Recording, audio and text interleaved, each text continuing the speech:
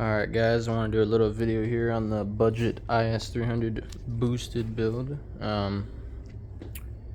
This is what we're working with right now. I know it's not pretty, so it's just the start of it and what money I had, to kind of put into it, but it's working right now. So guess we'll start with the turbo. I used to have a 63 hybrid turbo in it.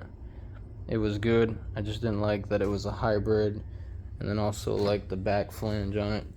They were bolts, so it just they kept breaking off. So I ended up switching to just a 70 V-band. So now that's pretty good and it's sealed up. So for the exhaust manifold, I did have it custom made. Thanks to the people that helped me with that. I want it to be basically straightforward, so it just comes out and just straight onto the turbo. It's pretty good for now. I didn't have to relocate anything. Everything is still in there. I do want to wrap it eventually, but there'll be a time for that. Still got the stock crossover tube pipe, intake style, I guess what you want to call it. I do eventually want to switch it over to a front-facing one, eventually. But that'll be later in the time when the money's around. I did eventually switching this over to a MAF adapter. I had it set up pretty funky, and I also had it in front of the turbo, which worked good. The AFRs were pretty decent. There's no tune on it right now. I'm not running any oxygen sensors, which I know I should be. Eventually I will, once I get a welder set up. Then I'll eventually have some in, but it's been running fine. I've had everything in here for, I would say, maybe a year or so. No problems. The AFR stayed pretty decent, 12 and 13 range, so it's not too bad. Also, I had a blow off valve in here, but it was kind of jank, so I just took it off. Still kind of flutters, which I like.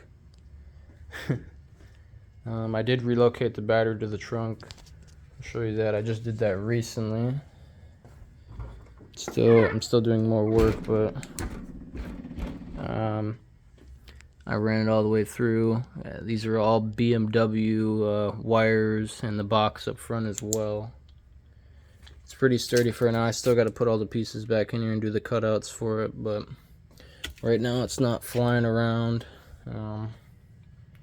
It's kind of like a hoopty, but it's pretty good for right now. For the inside, let's see, get my keys here real quick. I got 222,000 on the dash right now.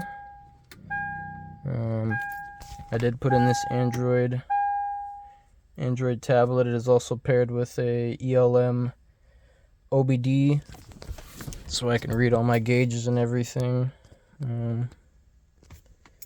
It's with torque too. It's pretty nice. I have another app that I want to try, but for now this is what I got set up. Can read the codes on demand, and then I have all this set up. Could basically read anything, put anything on here you want. I would start it up right now, but it's getting late and I don't want people getting loud here. I got my seat out right now. I did just put in a new fuel pump, a Walbro 255. That fit in pretty nice. I did have to buy a different connector for it, but everything fits right now. I do want to eventually get the motor out and rebuild the internals and everything, because it's probably about that time. I'm kind of bottlenecked with not having an aftermarket ECU in it or anything, but for now it works pretty decent. A lot of people say that it'll run rough or you'll just have problems on it, but it's not at Mexico every night, so it's good for me. I just keep it pretty simple, and until I can get the money around to take care of it and everything. But I also did take out the flap that's in here too. I know it's been kind of running funky. I don't know if it's because of that, but I also ended up taking everything out, the plugs, and taking the fuel rail out and the injectors, and I ended up cleaning those. But I did notice that my plugs were kind of brown on the top, so I ended up ordering some, and those will be here soon. So I ended up changing those out and see how well it does on that. Other than that, yeah, I might do some more videos on it, and long journey down the road to see how it goes. If anybody has any questions on it, just comment below, and I'll be happy to answer them with what I know. Or I don't know everything, but I know something, so that's what counts, right? But plenty of more to see down the road. I mean, this is how I kind of bought it though. It's on coilovers too. It came with the infinity rims. I do have a full set, but I ended up switching the rears out to a little bit wider boys. I got a 235, 65, 60. I don't know why you guys can see that, but these ones are pretty good. I've had them on there for a while, so might need to get some new ones here soon. But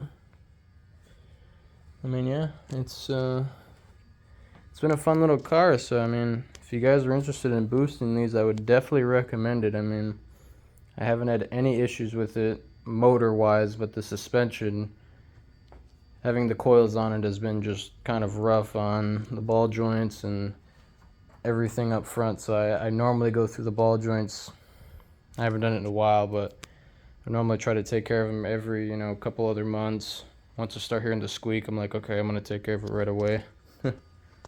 But other than that, it's been a nice car, and I hopefully I'll be able to enjoy more of it here later down the road once I get all the mess taken care of. But yeah, this is kind of my first video on this. We'll kind of see how it goes, yeah. So yeah, you guys take it easy.